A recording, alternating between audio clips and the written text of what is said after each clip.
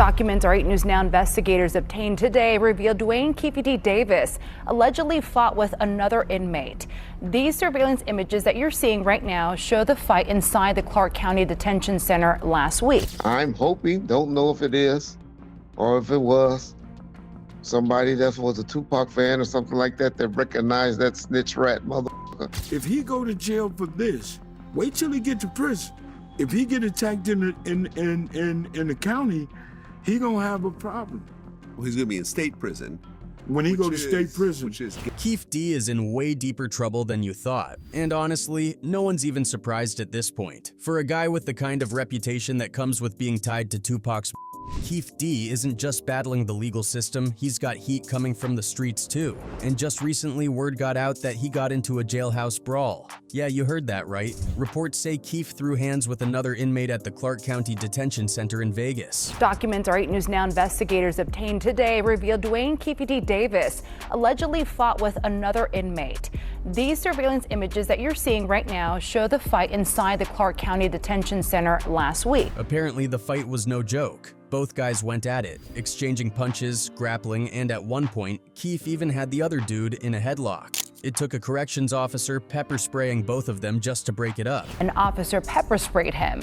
He was in court this morning on that new charge where a judge reviewed his bail. That went down on January 23rd, and when asked about it, Keefe reportedly said he was just standing his ground. But now, he's facing an extra charge. Battery by a prisoner because of it. Dwayne "Keefe Davis, the suspect accused in the 1996 murder of rapper Tupac Shakur, is now facing additional charges. According to county records, Davis is being charged with battery by a prisoner. Here's the thing. This allegedly isn't even the first time he's found himself tangled up in a situation like this. According to Gene Deal, who spoke on it months ago, Keefe has been getting pressed not just by fellow inmates, but allegedly by the police and county jail as well. Yeah, they gonna press him. They pressing him so bad, and I don't know how I should say this, that a week or two ago, they beat him up in jail. The cops. And that just makes you wonder, how serious is Tupac's murder to some people even after all these years? Let's not forget, Keefe is still in county jail, which compared to state prison is basically child's play. If he actually gets sentenced for Tupac's death, things could get way worse. Mob James even thinks that these small fights are nothing compared to what might be waiting for him in state prison. If he go to jail for this, wait till he get to prison. If he get attacked in the county, he gonna have a problem. He's gonna be in state prison. When he go to state prison. To really understand how all this is unfolding, we have to go back to why and how Keefe got arrested in the first place. Tupac fans have been waiting nearly 28 years for justice, and Keefe had been running his mouth for years, practically confessing to being involved in Pac's murder. He's hanging out the window like he was in a parade. Tupac. Yeah, he was. So what happens next? And we just came, and I ain't gonna go into the details. In his memoir, Compton Street Legend, he broke down what happened that night, even claiming that Diddy offered him $1 million to take out Tupac and Suge Knight. He said when they spotted them on the Vegas Strip on September 7th, 1996, he handed the gun to his nephew, Orlando "Baby Lane" Anderson, who took the shot. So Orlando shot him across Dre? He leaned over on the window, we rolled down the window, popped. Keefe even said that if Pac had been on his side that night, he would have pulled the trigger himself. They would drove on my side, I would pop them. You know what I'm saying? But they was on the other side. Right.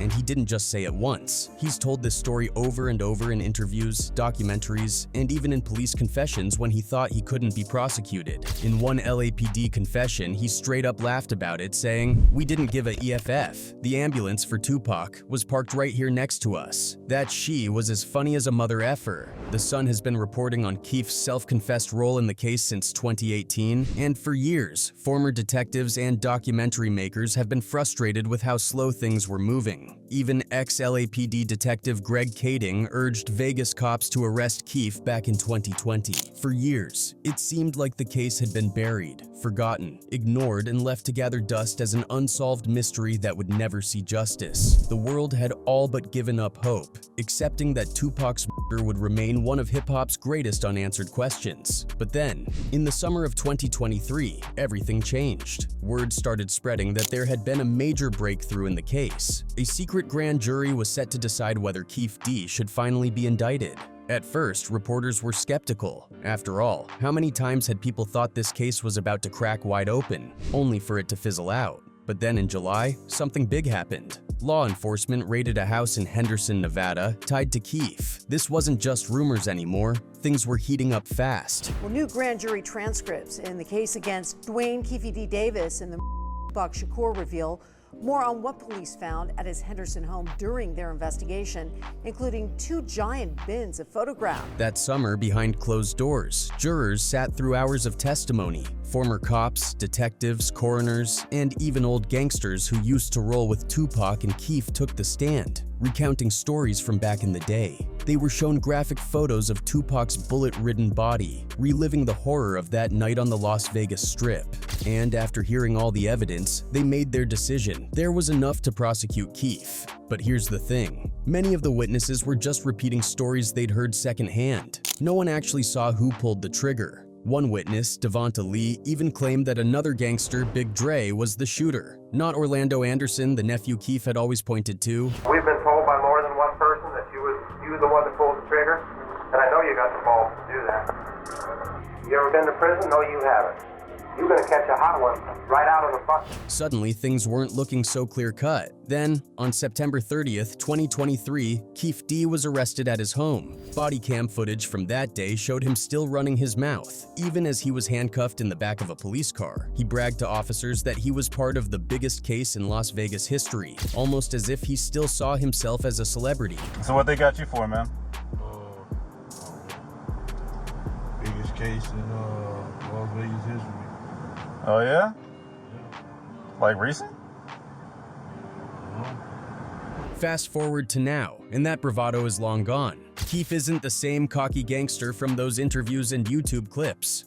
He's just a tired, broken man trying to survive behind bars. With his health deteriorating from cancer and no money to make bail, he's realizing that his old Southside Crip connections, the guys he used to throw cash at in his prime, aren't coming to save him. He's been left to rot, and he knows it. Desperate to get out, Keefe and his legal team have completely switched gears. Now he's claiming that everything he ever said about Tupac's murder was just a lie, a made-up story for clout, money, and attention.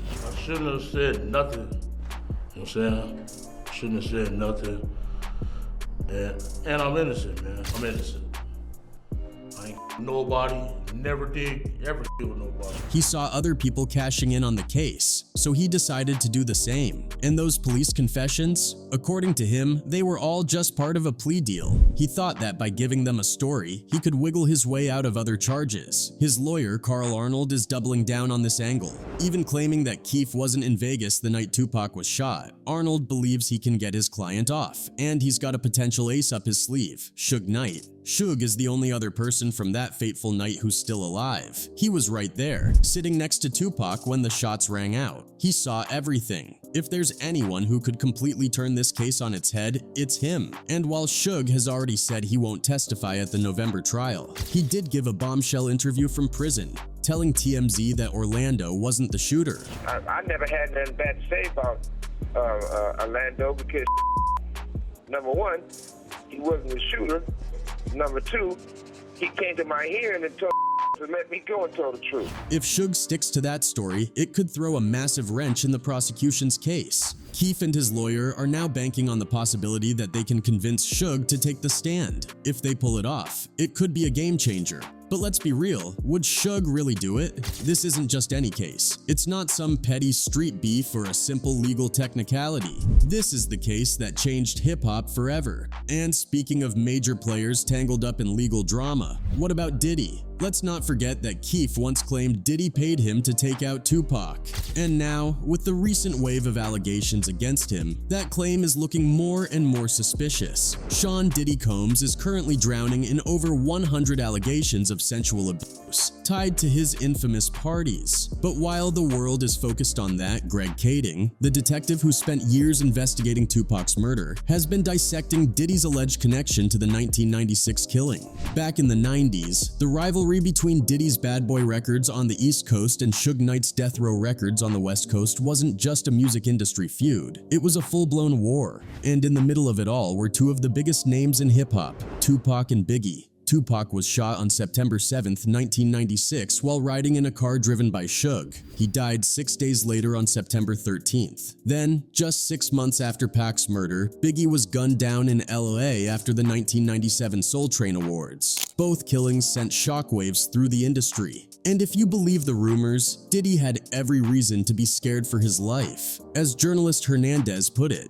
Diddy was now in fear for his life. At the heart of this whole tangled mess is one undeniable truth. There's always been more to the story than what meets the eye. Retired LAPD detective Greg Kading, who spent years investigating the murders of Tupac and Biggie, has long claimed that Diddy's connection to the Southside Crips runs deep, way deeper than most people realize. It all traces back to 1995 during a stop on the Summer Jams tour in Anaheim, California. That's when Combs allegedly linked up with some of the most notorious Crip members at the time, including none other than Dwayne "Keefe" D. Davis and his nephew Orlando "Baby Lane" Anderson. Keefe wasn't just some street thug. He was a major player in the D game, moving PCP and coke from Los Angeles to New York. And his connection? A big-time NYC D dealer named Eric Martin, better known as Zip. According to Kading, Zip wasn't just any dealer, he was plugged in. He had ties to Puffy's father, and after Puffy's dad was killed, Zip became like a mentor, a play uncle to him. He was close with Biggie, tight with Faith Evans, and even the godfather of Biggie's son. So when Puffy started having major problems on the West Coast with Suge Knight and Death Row Records, it was Zip who stepped in. He told Puffy he had the perfect people for the job. Real street guys who could handle serious business. And that's how Puffy and Keefe D got connected. So Puffy elected to, let's align ourselves with these street guys, with Zip. And then through Zip came Keefe? Yeah, Zip and Keefe were the ones that had the relationship. Fast forward to the night of Tupac's murder. Keefe D and 3 others were the ones pinpointed as being in the getaway car. And if you believe Hernandez's reporting, Puffy wasted no time checking in after Pac was gunned down. He allegedly reached out to Keefe and asked point blank, "Was that us?" And Keefe, proud as ever, supposedly answered, yes. Kading insists that Puffy knew he had a target on his back in LA. The rivalry between Bad Boy and Death Row wasn't just an industry beef, it was a war with real-life consequences. That's why, according to Keefe, Puffy called him for a private meeting at Greenblatt's Deli on Sunset Strip. This time there was no small talk, no beating around the bush. Puffy allegedly made it crystal clear. He needed this problem taken care of because, in his own words, "I'm a dead man walking if you don't."